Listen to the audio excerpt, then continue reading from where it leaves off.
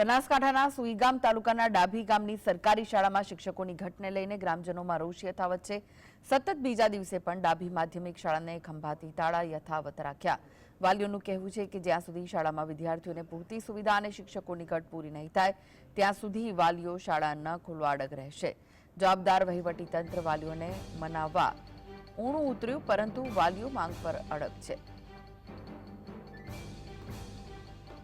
એટલે મારું માનવું છે ત્યાં સુધી જે શિક્ષક મિત્રો હશે પણ જેમને બદલી થઈ હશે, તાલુકા આંતરિક બદલી થઈ હશે, જિલ્લા ફેરમાં બદલી થઈ હશે અથવા જિલ્લા આંતરિક બદલી થઈ છે, એટલે એ લોકો છૂટા થયા હશે, એટલે અત્યારે 2 શિક્ષકો હશે। એટલે એ સાચી હકીકત છે એ મેળવી અને આવનારા સમયમાં આપણે 24,700 જેટલી ભરતી કરવા માટેની પ્રોસેસ આપણે ચાલુ છે, ઓન ગોઈંગ છે।